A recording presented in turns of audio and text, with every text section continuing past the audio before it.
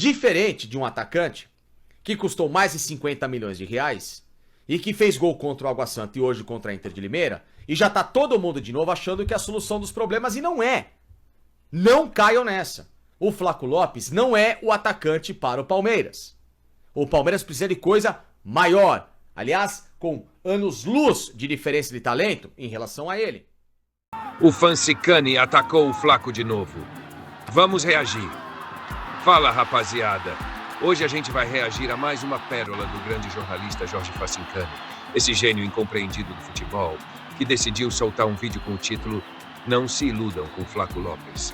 Porque, né? O cara tem um gol por jogo e foi artilheiro do Paulista. Mas Fancicani acha que isso é ruim.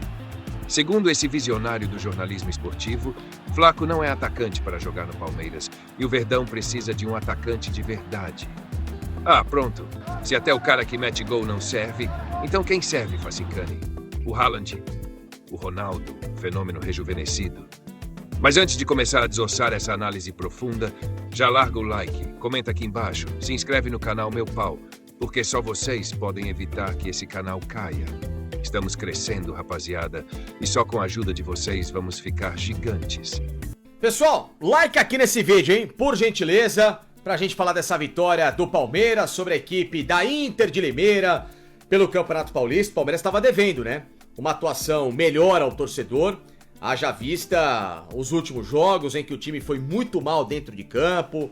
O último resultado, por exemplo, empate contra o Água Santa lá em Brasília, um jogo terrível, horroroso, um dos times que brigam contra rebaixamento. A Inter da mesma forma, só que dessa vez o Palmeiras não decepcionou, né? Foi lá a Limeira, fez 3-0, gols do Maurício, do Flaco Lopes e também do Gustavo Gomes, e conseguiu diminuir a vantagem da Ponte Preta, que hoje é a segunda colocada no grupo pro Palmeiras, de 2 pontos e faltando 9 pontos por jogar, tá? O que significa isso?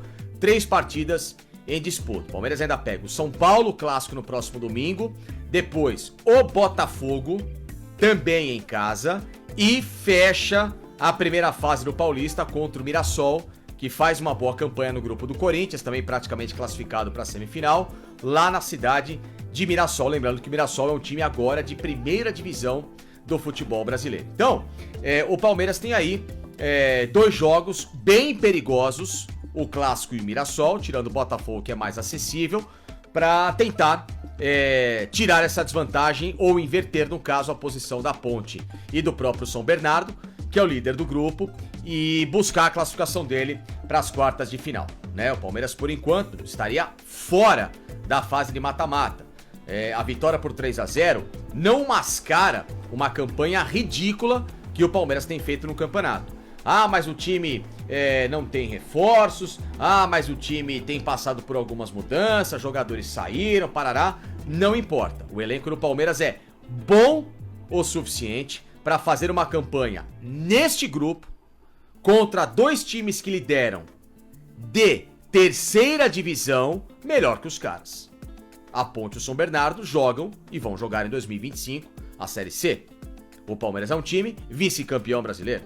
Então a disparidade técnica é completamente diferente. Então só por isso o Palmeiras deveria fazer o dever de casa, tá? Que era estar nesse momento liderando o grupo e até classificado matematicamente. Jogando bem, jogando mal, mas seria uma outra avaliação.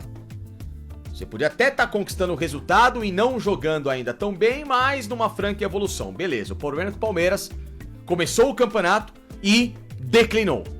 Este jogo foi um pontinho fora da curva. Foi um jogo digno. Perfeito? Não, mas bem melhor do que o Palmeiras estava jogando recentemente. Destaques na partida. Piquerez, que claro, em comparação ao Caio Paulista, que está indo para o Atlético Mineiro na troca com o zagueiro Bruno Fux, e obviamente o Vanderlan, que é o reserva e entrou na partida, meu Deus do céu, e quando entra é um Deus nos acuda, é lógico que o Piquerez, que é muito bom jogador, um jogador de seleção uruguaia, perto dele se torna ainda maior, né? Então, naturalmente, o Palmeiras voltou a ter aquele chamado lado esquerdo mais estimulado. O Facundo Torres, outro uruguaio, este reforço nessa temporada, tem jogado, digamos assim, com um pouquinho mais de tranquilidade.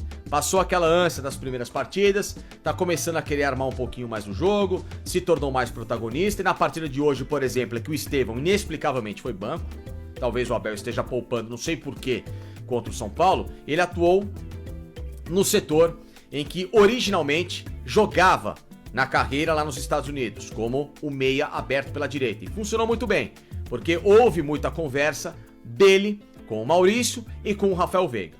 O Palmeiras ganhou, né, um meio-campo de muito mais criação, de muito mais posse de bola em progressão, tá?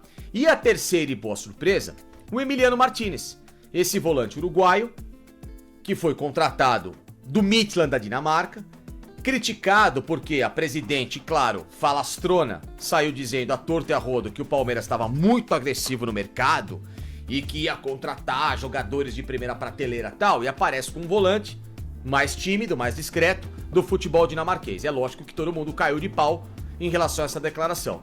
Mas o jogador, que também é da própria seleção uruguaia, convocado recentemente pelo Bielsa, fez um jogo super honesto. Ele é um primeiro volante com uma característica melhor de passe em relação ao Aníbal Moreno, que entrou muito mal no segundo tempo, e por isso pode ser uma sombra justamente para o argentino. Ou então, atuarem juntos e o Palmeiras ter um meio-campo de mais criação, com Veiga, com Maurício, e dois atacantes ali na frente que resolvam o problema, coisa que o Palmeiras ainda não tem, porque o Paulinho tá machucado, só deve voltar ao time lá pro final de março, começo de abril. Ou então, né, o próprio Estevão, que é o único cara que faz a diferença. E aí você vai falar, mas e o Flaco Lopes, e o Thales, e o Luigi, os meninos são ótimos, talentosos para daqui a pouco. Tem que jogar, tem que ser testados, não podem sumir desse dia a dia, mas não dá para imputar a eles a responsabilidade de serem os caras do Palmeiras. Diferente de um atacante que custou mais de 50 milhões de reais e que fez gol contra o Água Santa e hoje contra a Inter de Limeira, e já tá todo mundo de novo achando que é a solução dos problemas, e não é. Não caiam nessa. O Flaco Lopes não é o atacante para o Palmeiras. O Palmeiras precisa de coisa maior. Aliás, com anos-luz de diferença de talento em relação a ele. Inclusive o primeiro gol do Palmeiras do Maurício só nasce, sabe como? Gustavo Gomes faz um lançamento pra ele, que todo atabalhoado caiu no chão junto com o zagueiro da Inter de Limeira, e o Maurício sobrou com a bola quicando e deu um tapa por cima do goleiro. Acabou. Assim nasceu o primeiro gol. O segundo gol, escanteio, pum, gol de cabeça na área. Beleza, ok, falha da zaga. Terceiro gol de novo, falha da zaga, gol de cabeça do Gustavo Gomes. Então, um jogo digno, um jogo melhor, uma vitória que o torcedor estava precisando, sim, mas que não tem nada resolvido e muito menos o Palmeiras reencontrou o camisa 9, nessa novela que ainda segue indefinida na história do Vitor Roque, que eu falei que o Betis é o fiel da balança. Ou ele aprova, ou então o Vitor Roque talvez só na janela pré-mundial, tá? E o Barcelona, claro, cobrando os 30 milhões peculiares. Então, gente, o que dá pra tirar de lição dessa partida é um resultado que dá um pouquinho mais de confiança pro final de semana pro jogo contra o São Paulo.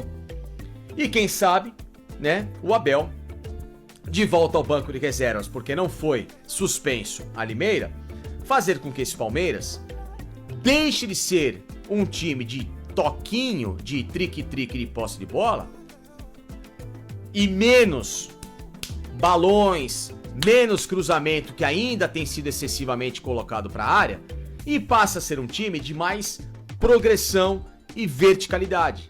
Ou seja, quebrar a linha com o drible de um Estevão, é o Maurício se apresentando como esse falso 9, são os passes em profundidade de um Rafael Veiga, é um Palmeiras querendo se tornar um time muito mais propenso a definir e não a achar que depois do primeiro gol, como aconteceu em boa parte, inclusive, do primeiro tempo contra a equipe da Inter de Limeira, quando ele só vai fazer o segundo gol no finalzinho do primeiro tempo, ele abre no começo do jogo e depois só no final do primeiro tempo que ele faz um 2-0, que ele tem que ficar cozinhando o galo e achando que o adversário vai entrar nessa onda. Não vai ser todo jogo assim. A Inter é um time muito fraquinho, como não funcionou com o Água Santa, que é tão fraco como a Inter, e que nem vai funcionar contra o São Paulo, que mesmo estando no momento de instabilidade, é uma equipe, ainda mais por se tratar um clássico, que tem uma atitude e jogadores completamente diferentes para esse estilo de partida.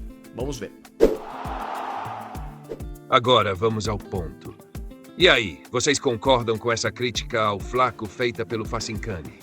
Se um atacante que tem média de 1 gol por jogo não serve, o que mais esse cara quer? Será que se o Palmeiras trouxesse o Haaland, ele ainda ia reclamar que o cara não sabe bater lateral? Alguém já viu o Facincani elogiando alguém? Ou ele só vive para reclamar? E para fechar, Facincani, meu parceiro, quando é que você vai entender que futebol é bola na rede?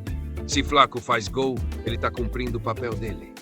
Agora, se você quer atacante que só corre bonito e não faz nada, talvez você tenha saudades do Daverson na fase pré-Libertadores 2021. Rapaziada, fortalece o meu pau. Deixa o like, comenta aqui, compartilha e se inscreve. O canal que mais cresce e fica grande. O que achou?